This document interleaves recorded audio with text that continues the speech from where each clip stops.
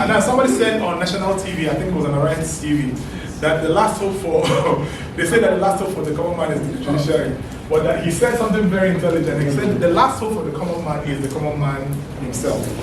So that is to say the federal government doesn't care about you, Tinubu doesn't care about you, judiciary doesn't care about you, they all care about money. That is to say that the only person that cares about you is you. So what are you doing to pull yourself out of poverty? Now, I've always said that one of the biggest problems Nigerians have had for so many years, at least the last 40 years, is the university degree. There's somebody in this room that has heard me say this a million times. It's the university degree. You know, the generations of our fathers did very well with their academic qualifications. When they got out of university, there were houses waiting for you, at least a flat and a Porsche car was waiting for you. Some of you here know this. And so what that generation transferred to the next generation is that if you worked hard and achieved the university degree, what that means is that you're going to have a good life, right? But times changed, where people started chasing certificate as a means to a good life, and not the skill that comes with the certificate, that should come before the certificate. Because their generation got the skills and then the certificates, right? Now this generation is chasing the certificate and not the skill. And so that is to say they come out of universities and they don't have skills. So many of you here have degrees, but you don't know how to get money from customers. This is the truth. Because that's the kind of academic careers that you have acquired. You know, when I was in university, for some reason I couldn't pay for my handout, and my lecturer told me to give him my watch. He said, without this handout, you're not passing my exam. So I want you to take this handout. I said, I don't have the money for the handout now. He said, give me your watch.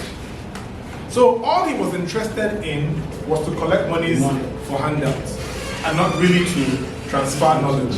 And so what we have found is that we have millions of graduates coming out of Nigerian institutions every year who have practically no skills. And so their bubbles get burst when there is a job offer and then they go for interview. We'll find out where, you know, and then they go for interview. And then you ask them a few technical questions and then you realize that these people are just empty. Right? So first of all, skills are needed in the Nigerian economy. In the scheme of things, we need skills, right? But most importantly, you need to become an employer of labor and not necessarily an employee. And that's why I say certificates have messed up Nigeria. We have chased certificates and we pass through the universities, 4 years in the universities, 5 years, sometimes 7 years, and we don't have any skills. And so we come out and we're not able to actually succeed on our own. And so we feel that the only way we can succeed is through this certificate. If the point is that there are no jobs available. There are no jobs anywhere. So what are you going to do? They can't fall back to any skills because they don't have skills. And so that's why crime is rising. That's why advanced fraud is rising. That's why many Nigerians feel, okay, if I can't get it here, let me go overseas. And then people go as far as traveling from Ghana to Cotonou to Ghana to Cote d'Ivoire to Mali, you know, going to Europe on foot. There are many Nigerians in I think it's Gao or Go in Mali today who are stranded because they set out and told their parents I'm going to Europe. And the illiterate parents actually don't know, you know, how you get to Europe, and they believe that their children have gone to Europe. And so they're actually waiting for some of these children to start sending dollars. Some of them are dead already on the highway. I'm telling you, I traveled the West African sub-region for so many years. You know, I know that route very well. Many of them tried to go through the sea and are drowned and dead. Many of them tried to go through the desert and are dead. Scorched in the desert. If you go to YouTube, search it, you'll see your brothers and sisters who are dead in the desert, scorched like bonga fish. They didn't rot because the weather is so harsh. They are dried, you know, and their parents are actually hoping that someday they're going to send Western Union, but they're dead.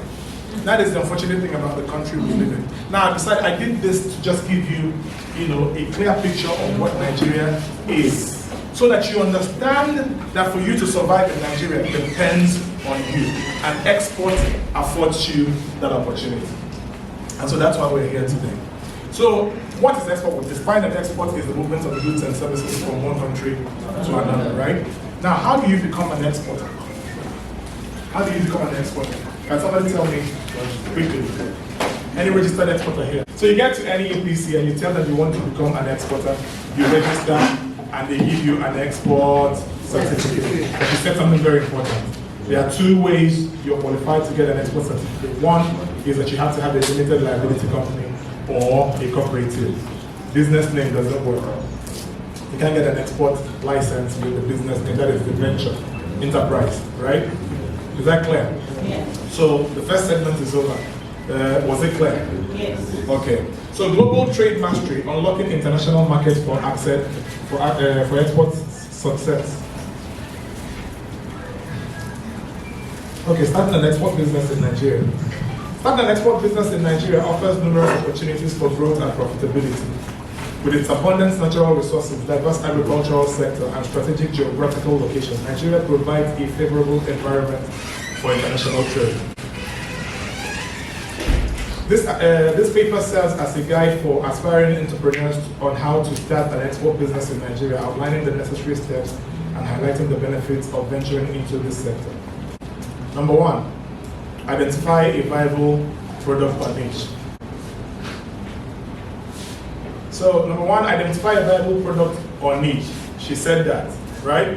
So if you decide that you're going to become an exporter, the first step is to decide, what am I going to export? Actually, it's the first step before you talk about going to get your license, right?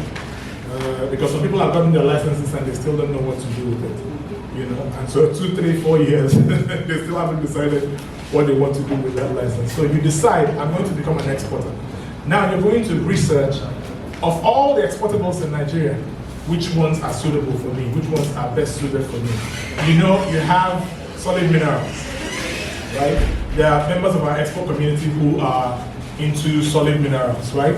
So that means they deal with stuff like cobalt, limestone, zinc ore, iron ore, stuff like that, solid minerals, right? You have textile, and these people deal with clothing, right?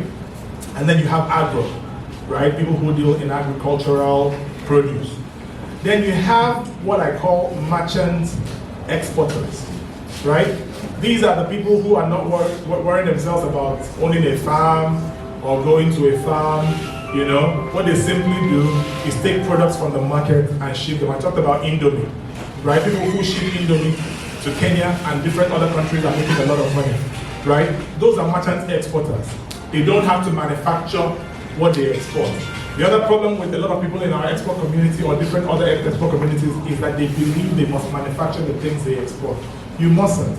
For those of you who have the capacity, financial capacity, there are a few of them here who manufacture their own stuff. That's okay, right? But the business model that I like to teach exporters and even non-exporters is that the manufacturing terrain in Nigeria is a very tough one, right? Because of a number of reasons. NAFDAC, depending on what you manufacture, NAFDAC is one of the bottlenecks, right? Funding is one of those ones. Now, if you're able to get funding and you set up your factory, you get your NAFDAC, you find out that it's a multi-million naira and sometimes multi-million dollar, you know, venture, right? But what I usually tell people is that to get a warehouse where you're going to put your equipment, you need a lot of money, right?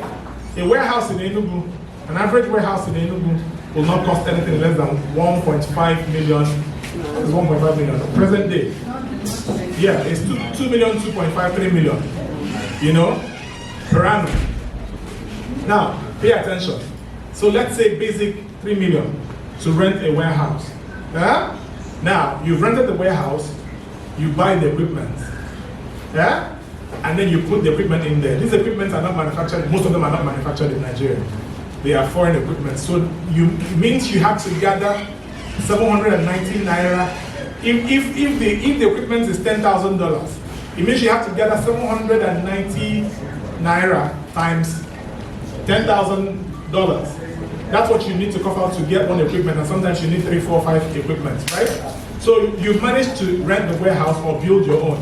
Then you put the equipment there that costs you a lot of money. Now, after you put the equipment there, these equipment are not going to run on water, they're going to run on electricity, right? Now, at the going rate of electricity bills in Nigeria, you have to power those equipment, so that means you'll be giving EEDC a lot of money. Now, you have to worry about the people who are going to man these equipment, because you won't man these equipment yourself. You have to employ people who are going to man. It's a very expensive venture. That is not to say that I'm saying that people won't go into manufacturing. I'm saying that all that money you're putting into that process could have gone into inventory by simply you outsourcing your manufacturing to somebody who already owns a factory. Do you understand? Yes, so instead of spending all of that money and raising your overhead and then struggling to mark up your prices to a point where it's competitive and profitable, it's a hard task. And so what I would do is take all that money and go to Unilever, for example, and say, I want to make corn flour, or I want to make semolina, right? Can you please manufacture one in my name? This is my company name, this is my brand name, this is my registered trademark, these are my colors and all of that. So please manufacture for me. And they would say, what's the quantity? Most of them have minimum, what we call minimum order quantity, MOQ, right? They will tell you their MOQ, but sometimes your order could actually surpass their MOQ. So you could say, I want 1 million cartons. So that money that could have gone into all those equipment would now go into inventory and you pay them. Now, this company has been in business for a very long time. What do you gain from them? Their experience and their influence. Because what they simply do for you is manufacture in your own brand name, in your own colors, and then they get the NAFDAC. They already have a relationship with NAFDAC. So all they simply need to do is call NAFDAC and say, we're doing a product, please, can you get us the license? NAFDAC doesn't necessarily have to come to the office to do inspection. NAFDAC knows this company. So that means in a few weeks' time, they get NAFDAC for you, they get SON for you, and in 1 month time or 2 months, depending on the time frame they give you, your product is ready. And you own a brand in the market without having to spend $1 in one equipment. For me, that's the best way to go. And so if you really want to do export the things that you manufacture, I would say that this is the best way to go. But there are people who are passionate about owning their own thing, their production line, and overseeing it. I'll find them good. Do that, with all the stress. I wish you well in the present day Nigeria. But I want you to pay attention to what's happening in the Nigeria business, sector. Many countries have moved away from Nigeria to Ghana because it's become very difficult, to succeed in Nigeria for a number of reasons. Number one is the GNI that I talked about, the gross national income is very low. Nigerians are not spending anymore. Not because they don't want to, they just can't afford to spend anymore. And so you making the Nigerian populace your customer today is a big problem. So that's number one problem. Number two is that energy has become very expensive. And so it's cutting out a lot of your profit. You're spending a lot of your profit on power, right? And then number three, expertise is not readily available. You have to train, people that work for you to get them to the place where they can actually deliver. And so a lot of these companies will say, after suffering all of these things, people are not buying. Why am I here? And then I try to export. I have a few other bottles, they just moved to Ghana. Many of them moved to Ghana. So look into that and see what works for you. But I'm saying you mustn't, but if you need to, that's okay. So these are the different kinds of expertise we have. You can do merchants, you can do textile, you can do solid minerals. So you decide which one you want to do. When you've decided that, then you go and register your business at CAC, right? So you can either register an LLC, what we call an LLC, a limited liability company, or like she said, a cooperative. And then you take those documents to any APC, any office, you ask for a man, or any of them, you get there, they help you do the process, and then you get your export license.